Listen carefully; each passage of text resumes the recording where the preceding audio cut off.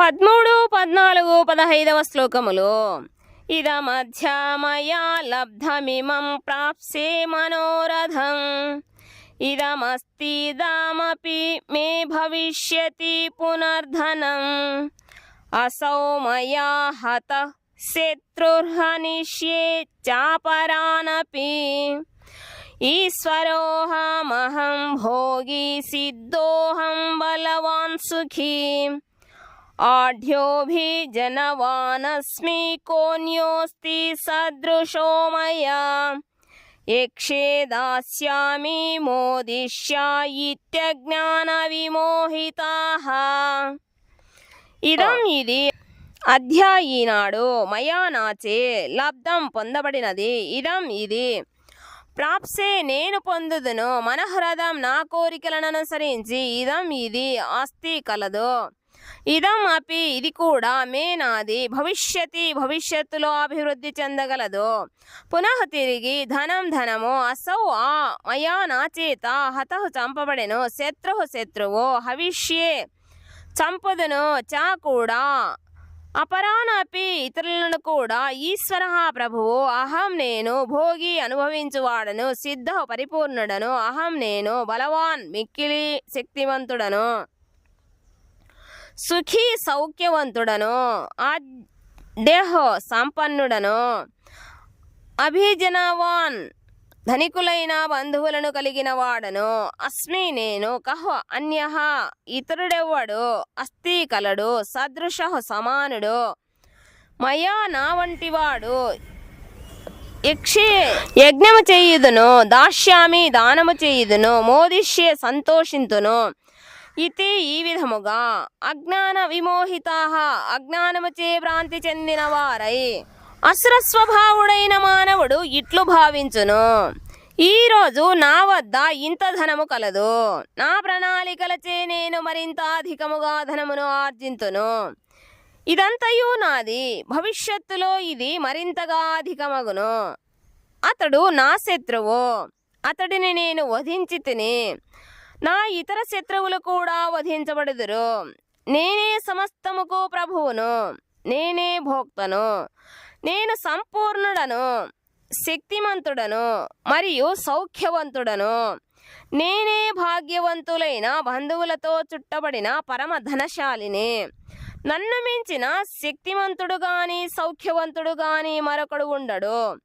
నేను యజ్ఞములను ఆచరిస్తూ దానములను చేస్తూ అట్లు సంతోషింతును. ఈ విధముగా అట్టి వ్యక్తులు అజ్ఞానముచే మోహితులగుదురు. 16వ శ్లోకము. అనేక చిత్త విభ్రాంత మోహజాల సమావృతాః ప్రసక్తాః కామా భోగేషు పతంతి నరకేషు చౌ. అనేక చిత్త విభ్రాంతాః చింతలచే కలత నొందిన వారై మోహజాల సమావృతాః మోహము అనువలచే చుట్టబడిన వారై ప్రసక్తాః ఆసక్తులై కామభోగేషు ఇంద్రియ భోగములలో పతంతి పతనము చెందుదురు. నరకే నరకములో అశుచౌ అపవిత్రమైన. ఈ విధముగా వారు అనేక చిత్త భ్రాంతులచే కలత చెంది మోహజాలముచే బద్ధులై ఇంద్రియ భోగముల పట్ల అమితాసక్తులై నరకమున పడుదురు. భాష్యము. అసురస్వభావుల ధన సంపాదన వాంఛకు పరిమితి అనేది ఉండదు, అది అపరిమితము. ఇప్పుడు తన వద్ద ఎంత ధనము కలదు, దానిని వినియోగించి మరింత అధిక ధనమును ఎట్లు వృద్ధి చేసుకోవలనను వంటి పథకములను మాత్రమే వారు రచించుదురు. దాని కొరకు అతడు అధర్మ మార్గములో నడుచుకొనుటకైనను వెనుదీయక నల్లబజారులో వ్యాపారములను కొనసాగించును. అతడు భూమి కుటుంబము గృహము బ్యాంకు నిల్వలనే ధన సంపత్తులచే మోహితుడై వాటిని మరింత అధికముగా వృద్ధి చేసుకున్నటకు ఎల్లప్పుడూ పథకములను రచిస్తుండును. అతడు తన స్వశక్తి పైననే విశ్వాసమును ఉంచును. తాను పొందుతున్న లాభములన్నీ తన గత జన్మ పుణ్యకర్మల ఫలితమేనని ఎరుగడు. నిజమునకు గృహముల వంటి వస్తువులను కూడబెట్టుకొనుట ఈ జన్మలో అతనికి అవకాశమీయబడినది. ఏమైనను అదంతయు తన పూర్వకర్మల ఫలితమని గ్రహించడు. అతడు తన ధన సంపదలకు తన ప్రయత్నమే కారణమని భావించును. అనగా అసురస్వభావుడు తన స్వశక్తినే విశ్వసించును గాని కర్మ సిద్ధాంతమును కాదు. కానీ కర్మ సిద్ధాంతమును అనుసరించి మానవుడు తన గత జన్మలో సత్కర్మలను ఆచరించి ఉండినచో ఉన్నత కుటుంబములో జన్మించును, ధనవంతుడగును, విద్యావంతుడగును, లేక గొప్ప సౌందర్యమును పొందును. అయినను అసురస్వభావము కలిగిన వ్యక్తి ఇవన్నీ యాదృచ్ఛికములని తమ స్వశక్తి చేతనే లభించమని భావించును. మానవులలోని వైవిధ్యము, సౌందర్యము మరియు విద్య వంటి వాని వెనుక గల ఏర్పాట్లను గుర్తించలేరు. అసురస్వభావులు తమకు పోటీ అయిన వారిని తమకు శత్రువుగా భావించును. ఇట్టి అసురస్వభావులు ప్రస్తుతం ఎందరో కలరు. వారు ఒకరినొకరికి శత్రువులై ఉందురు. ఈ శత్రుత్వము మొదట వ్యక్తుల నడుమ, కుటుంబముల నడుమ, తరువాత సమాజముల నడుమ, చివరికి దేశముల నడుమ క్రమక్రమముగా దృఢమగును. కనుకనే ప్రపంచమంతటా యుద్ధము, కలహము, శత్రుత్వము అనేవి ఎల్లప్పుడూ కొనసాగుతుండును. అసురస్వభావులు తాము ఇతరులను నష్టపరిచి జీవించగలనని భావించును. అట్టి వ్యక్తి సాధారణముగా తానే భగవానుడనని భావించును. అసురస్వభావము గల ప్రచారకులు తమ అనుచరులకు మీరు భగవంతుని కొరకై ఎక్కడో ఎందుకు వెతుకుతున్నారు? మీరందరూ భగవానులే. మీకు ఏది నచ్చితే అది చెయ్యవచ్చును. భగవంతుని విశ్వసించవద్దు. భగవంతుని త్యజించుము. భగవంతుడు మృతప్రాయుడు అని బోధిస్తుందురు. నిజమునకు అట్టి ప్రచారములన్నీ అసురస్వభావముతో కూడుకున్నట్టివి. అసురస్వభావులు ఇతరుల తమతో సమానము లేక అధిక పలుకుబడి కలిగిన వారైనను ఇతరులెవ్వరను తమ కంటెను అధిక సంపన్నులు లేక అధిక పలుకుబడి కలిగిన వారు కారని భావించును. అంతేకాకుండా ఉన్నతలోక ఉద్ధరణకు సంబంధించిన యజ్ఞాచరణలను అతడు విశ్వసింపడు.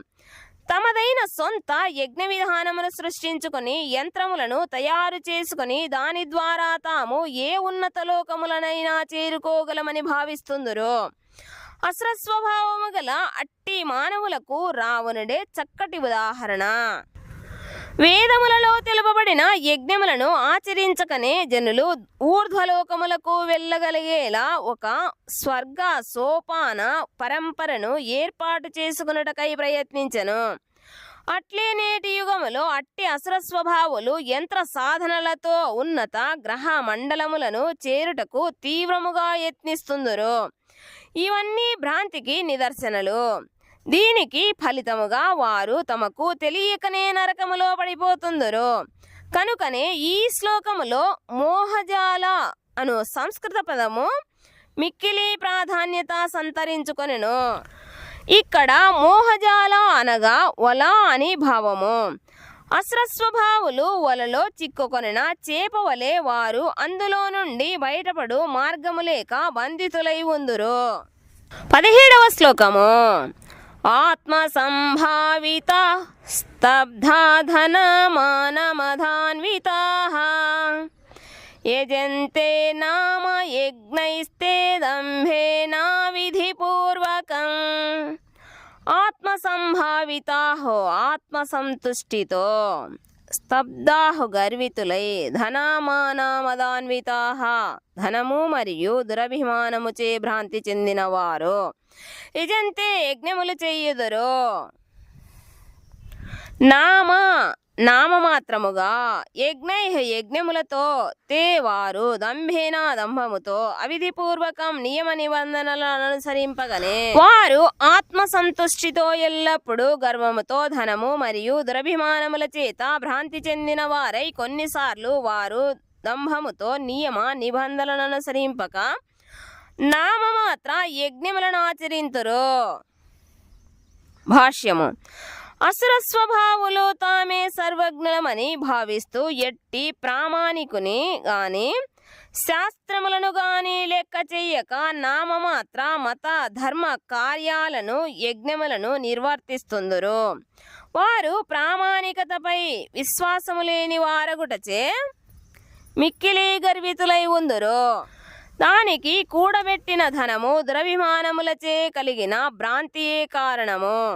కొన్నిసార్లు అట్టి అసుర స్వభావులు ప్రచారకులుగా మారి జనులను తప్పుదారి పట్టిస్తూ ధర్మ సంస్కర్తలుగా లేదా భగవదావతారములుగా ప్రసిద్ధి చెందుతుందురు.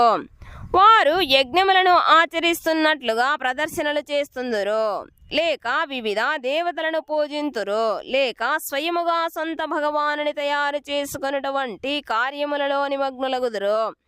సామాన్య జనులు వారిని భగవానునిగా ప్రచారము చేస్తూ పూజింతురు. అజ్ఞానులు వారిని ధర్మ నియమములలో లేదా ఆధ్యాత్మిక జ్ఞానములో మిక్కిలి పురోభివృద్ధి చెందినట్టి వారిగా భావించుదురు. వారు సన్యాసి దుస్తులను ధరించి ఆవేశముతో అనేక రకముల హేయ కార్యములను చేస్తుందరు.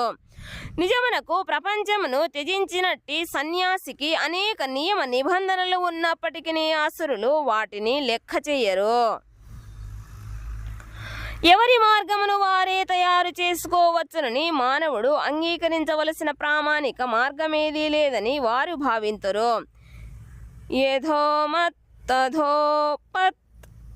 నియమ నిబంధనలను లెక్క చెయ్యక పోవడమనే అర్థము గల అవిధిపూర్వకం అను పదము ఇక్కడ ప్రత్యేకించి నొక్కి చెప్పబడినది. ఈ విషయములన్నింటికి అజ్ఞానము మరియు భ్రాంతియే కారణము.